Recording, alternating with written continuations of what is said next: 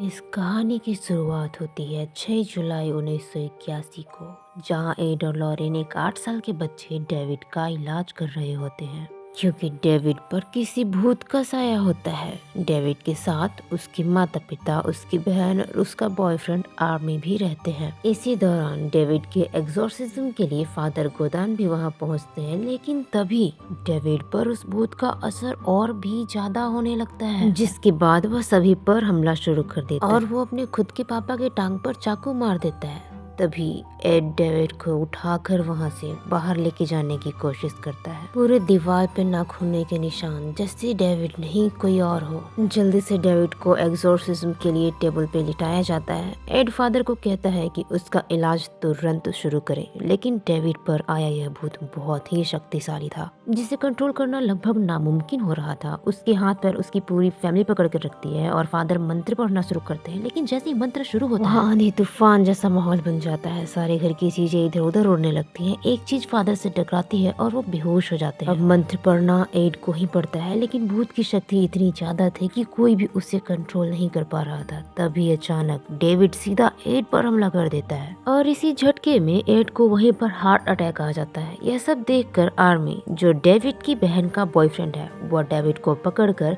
चिल्लाता है कि डेविड को छोड़कर मेरे शरीर में आ जाओ, और दानव सच में उसकी बॉडी में आ जाता है। अगले दिन हम देखते हैं कि हॉस्पिटल में एड का इलाज चल रहा है।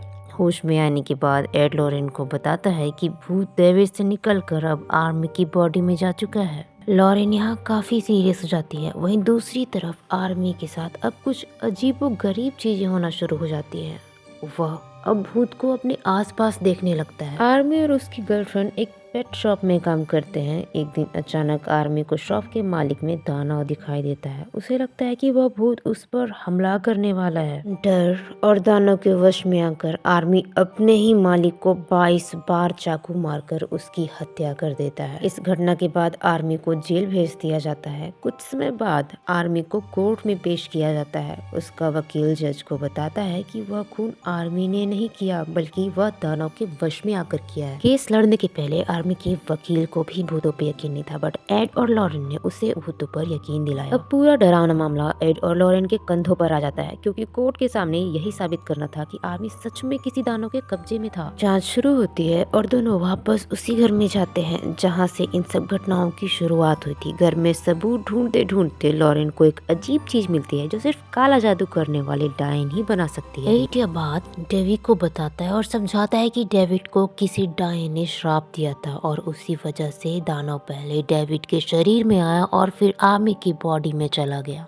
अब काले जादू के बारे में जानने के लिए एड और लॉरेन एक दूसरे फादर के पास जाते हैं। वह फादर बताते हैं कि यह काला जादू बहुत शक्तिशाली है और इसी वजह से आर्मी खुद को भी खत्म कर सकता है। इसी दौरान जेल में भी आर्मी को बार बार वही भूत दिखाई देता है। वह दानव उसे आत्महत्या करने की कोशिश करवा रहा होता है। एड और लॉरेन उस टोटके की फोटो हर पुलिस स्टेशन में भिजवा देते हैं। एक पुलिस स्टेशन से कॉल आता है। वहाँ के ऑफिसर बताते हैं कि एक लड़की कैटी, उसकी बॉडी मिली थी जिस पर भी 22 बार चाकू से वार किया गया था, और इसकी दोस्त जोशिका कुछ दिनों से गायब है। ऑफिसर यह भी बताते हैं कि उसी तरह का टोटका जोशिका के घर में भी मिला था। फिर ऑफिसर दोनों को उस जगह लेके जाते हैं जहाँ कैटी की बॉडी मिली थी। वहाँ लॉरेन अपनी शक्तियों का उपयोग करती है।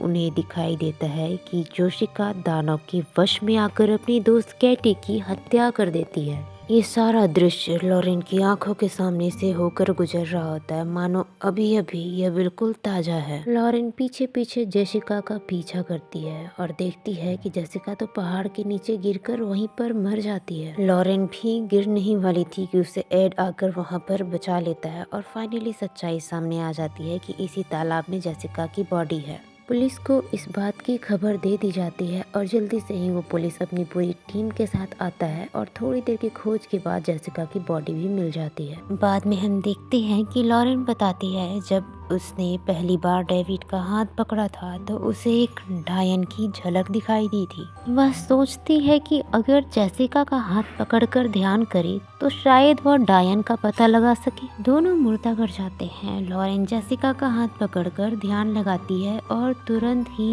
वह डायन के सामने पहुंच जाती है। लॉरेन यह भी देख पाती है कि डायन उसी समय आर्मी को जेल में मारने की कोशिश कर रही होती है और लॉरेन उसे रोकने में सफल हो जाती है। लेकिन तभी मुर्दा घर में डायन एक मुर्दे को जगा देती है और उसे लॉरेन पे हमला करने भेज देती है। एड समय रहते लॉरेन को बचा लेता है। जैसे ही जेसिका का हाथ छोड़ा जाता है वह मुर्दा फिर से मुर्दा बनकर वहीं पर गिर जाता है। अब एड और लॉरेन डेबी के घर जाते हैं। वहाँ एक साथी उन्हें काले जादू की एक किताब दिखाता है। उसमें लिखा था कि अगर डायन के अल्टर यानी वह जगह जहाँ वह जादू करती है उसे नष्ट कर दिया जाए तो उसका श्राप भी खत्म हो जाएगा। लॉरेन कहती है कि उसने डायन को किसी रेलवे ट्रैक के पास महसूस किया था जहाँ पानी की आवाज भी आ रही थी। लॉरेन यह भी बताती है कि उस डायन ने शैतान को बुलाया है और अगर उस डायन ने अपना काम नहीं किया तो वो शैतान उस डायन को ही मार देगा।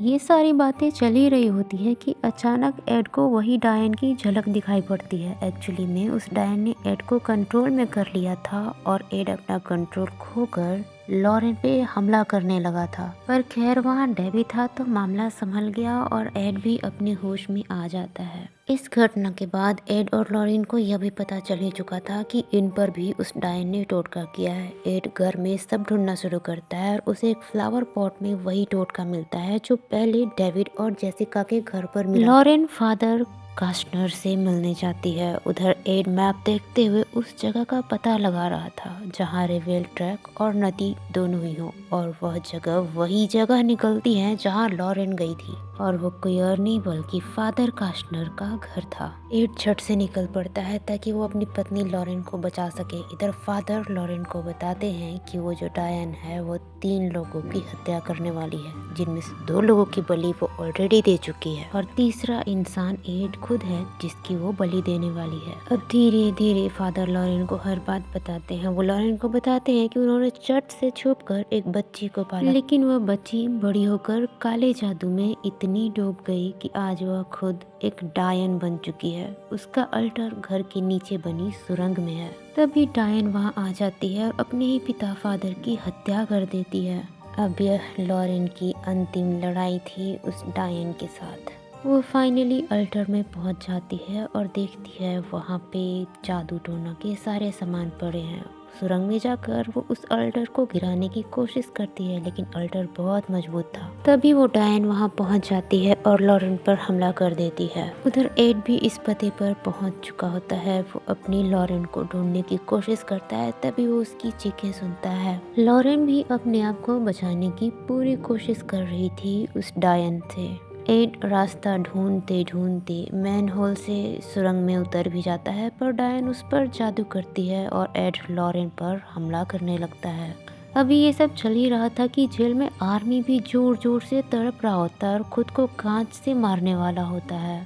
हालांकि वहाँ पर एक फादर होते हैं जो मंत्र पढ़कर उसे बचाने की कोशिश करते हैं, पर आर्मी यहाँ पर बहुत ज़्यादा पावरफुल होता है। एक तरफ आर्मी और दूसरी तरफ एड, लेकिन लॉरेन किसी तरह से एड को उस जादू से मुक्त कर देती है और एड के होश में आते ही वो सबसे पहले उस डायन के अल्टर को तोड़ देता है। अल्टर के टूटते ही डायन का श्राप टूट जाता है। आर्मी दानव के वश से बाहर आ जाता है और एक शैतान आकर डायन की आत्मा को नर्क में ले जाती है, इससे पहले कि डायन किसी और को नुकसान पहुंचा पाती। अब सब कुछ ठीक हो चुका था। अंत में एड और लॉरेन कोर्ट में सबूत पेश करते हैं। कोर्ट आर्मी को फांसी की सजा तो नहीं देता, फिर भी 5 साल की सजा सुनाता है और जेल में रहते हुए ही आर्मी और डेबी की शादी भी हो जाती है और आज भी उनकी शादी चल रही है।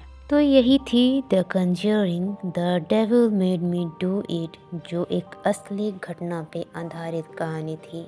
इसमें भी अगर आप असली शिकार हुए व्यक्तियों को देखना चाहते हैं तो आप फोटोज़ को लास्ट तक देख कर जाइएगा। See you in my next video. Bye bye.